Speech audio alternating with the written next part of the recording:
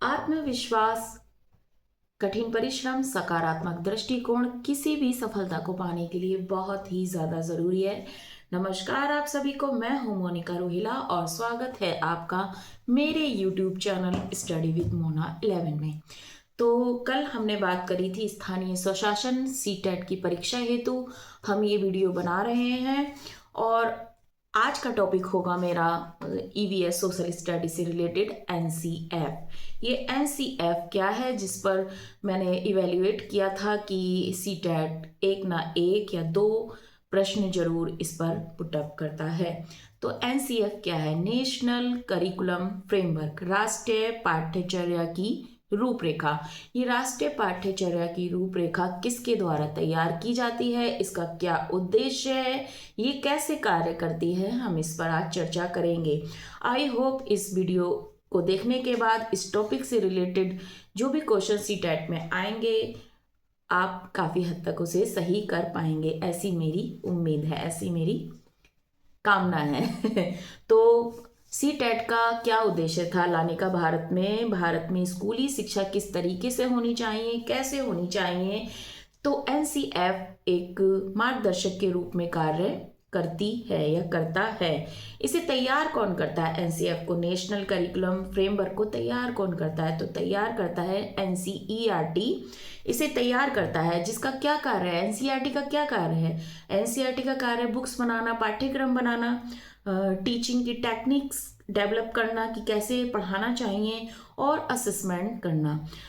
तो ये दिशा निर्देश का कार्य कौन करता है? एनसीईआरटी। तो एनसीईआरटी किस किस नियम, किस कायदे कानून से ये काम करेगा? तो वो उसके अंतर्गत उसने एक फ्रेमवर्क तैयार किया जिसे हम कहते हैं नेशनल करिकुलम फ्रेमवर्क। तो इसका लक्ष्य क्या है? नेशनल करिकुलम फ्रेमवर्क का लक्ष्य है कि नेशनल एजुकेशन पॉलिसी जो 2020 में आई थी, यहाँ मैं रुकना चाहूँगी कि नेशनल एजुकेशन पॉलिसी 1986 में भी आई थी, 1992 में आई थी और अब 1920 में। तो अब जितने भी फ्रेमवर्क या जितना भी काम होगा वो नई शिक्षा नीति के अंतर्गत होगा। तो नेशनल करिकुलम फ्रेमवर्क नई शिक्षा नीति के तहत किस लक्ष्य पर काम करती है, शिक्षा का क्या उद्देश्य होना चाहिए। तो अप्रोच कैसी होनी चाहिए? होलिस्टिक अप्रोच होनी चाहिए, इंक्लूसिव एजुकेशन होनी चाहिए और एजुकेशन प्रैक्टिकल होनी चाहिए। बहुत ज़्यादा एजुकेशन ऐसी बंधी हुई एजुकेशन नहीं होनी चाहिए, प्रैक्टिकल व्यावहारिक ज्ञान से संबंधित शिक्षा होनी चाहिए।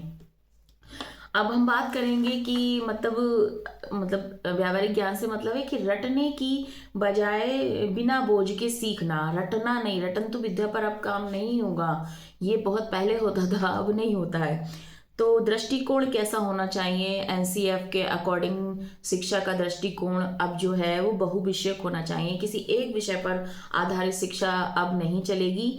बहुविषयक यानी कि मल्टी डिसिप्लिनरी या फिर बहुत अन्य फील्ड पर बच्चों को सीखने के लिए जो है अब एक फ्रेमवर्क तैयार कर दिया गया है।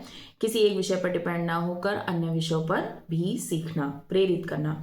अच्छा, एनसीएफ का उद्देश्य क्या है? एनसीएफ का उद्देश्य जाहिर सी बात है कि नई शिक्षा नीति ये काम करती है कि रटने की बजाय आप व्यवहारिक ज्ञान पर जोर दीजिए, खेल खेल में आप सिखाइए। तो शिक्षा की गुणवत्ता कैसी होगी? शिक्षा की गुणवत्ता अच्छी ही होगी, यानी कि गुणवत्तापूर्ण शिक्षा होनी चाहिए, शिक्षा प्रणाली में सुधार, ये इसके उद्देश्य है। अब हम सिद्धांत पर बात करेंगे।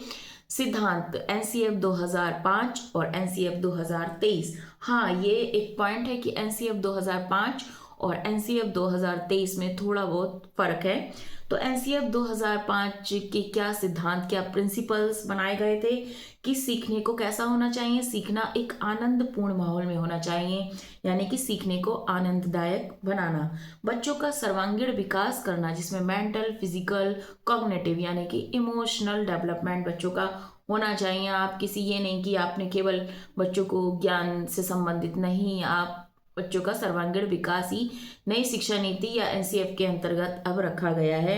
और समावेशी शिक्षा होनी चाहिए, इंक्लूसिव एजुकेशन होना चाहिए, लैंगिक समानता, सेक्सुअल इक्वालिटी होनी चाहिए, सेक्स इक्वालिटी होनी चाहिए, राष्ट्रीय पहचान, एकता की भावना का विकास एनसीएफ 2005 के अंतर्गत सिद्धांतों में शामिल है। अब हम बात करेंगे एनसीएफ 2023। तो एनसीएफ 2023 किस सिद्धांत पर काम करता है? जो पहले के सिद्धांत हैं 2005 के, वो तो रहेंगे ही, लेकिन थोड़े और नए सिद्धांत इसमें जोड़े गए हैं कि यह 3 वर्ष से 18 वर्ष तक की स्कूली शिक्षा को कवर करता है, यानी कि फाउंडेशन से लेकर सेकेंडरी तक की शिक्षा एनसीएफ 2023 के अंतर्गत कक्षा 3 से लेकर 12 के लिए नए सिलेबस, बुक्स डिजाइन करना, खेल आधारित शिक्षा 2023 एनसीएफ का उद्देश्य है।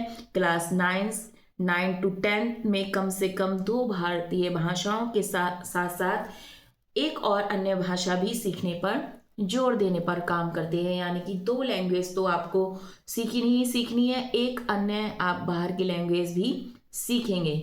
इस पर जोर एनसीएफ 2023 दे रहा है, जिसमें से कि आपकी मदर लैंग्वेज, मदर टंग होनी बहुत ज़रूरी है, मातृभाषा, और मातृभाषा में ही सबसे पहले प्रायोरिटी दी गई है सीखने को।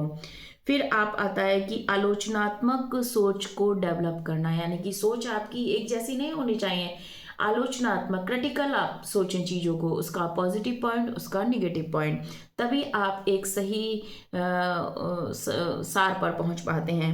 बोर्ड एग्ज़ाम्स को अधिक फ्लेक्सिबल बनाना, जैसे हमारे टाइम में बोर्ड एग्ज़ाम्स होते थे, ऐसा नहीं है, अब बोर्ड एग्ज़ाम को थोड़ा फ्लेक्सिबल बना दिया गया है बच्चों को, ताकि एक फोबिया सा नहीं रहता है कि बोर्ड एग्ज़ाम्स आने वाले हैं, वो क्या होगा। अब ऐसा नहीं है, फ्लेक्सिबल काफ़ी कर दिया गया है।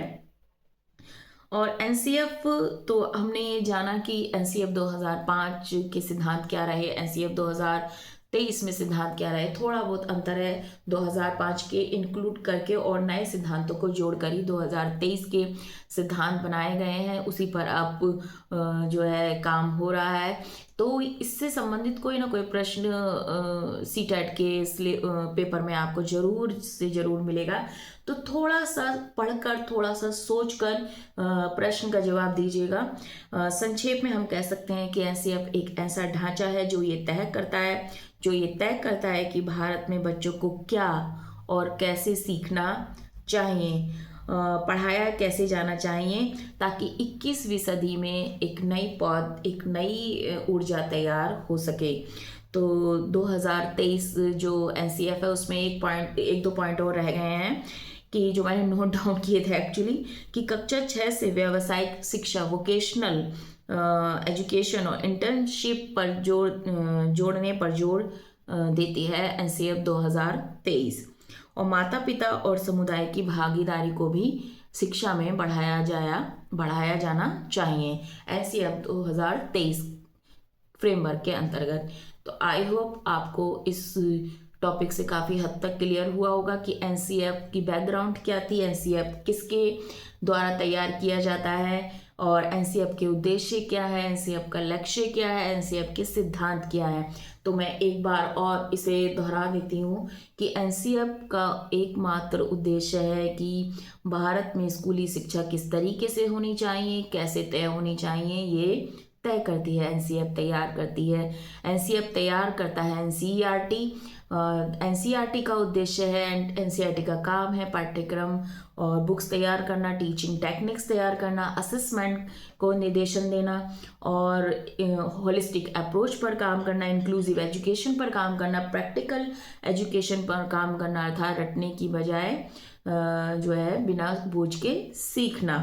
मल्टी डिसिप्लिनरी होना चाहिए, यानी कि एक विषय पर आधारित नहीं, आप अन्य फील्ड पर भी सीखेंगे, बच्चों को सीखना है। ये इस पर एनसीएफ और एनसीईआरटी जोर देते हैं, मतलब एनसीईआरटी एनसीएफ के माध्यम से कार्य करती है। एनसीएफ एक फ्रेमवर्क, एक संविधान शिक्षा का आप ऐसे कह सकते हैं बना दिया गया है। शिक्षा गुणवत्तापूर्ण होनी चाहिए और शिक्षा आनंददायी होनी चाहिए, सर्वांगीण विकास होना चाहिए, मेंटल, फिजिकल एंड कॉग्निटिव, और एक राष्ट्रीय एकता की भावना का विकास होना चाहिए। 3 वर्ष से 18 वर्ष तक की स्कूली शिक्षा को ये फाउंडेशन से लेकर सेकेंडरी तक कवर करती है एनसीएफ 2023।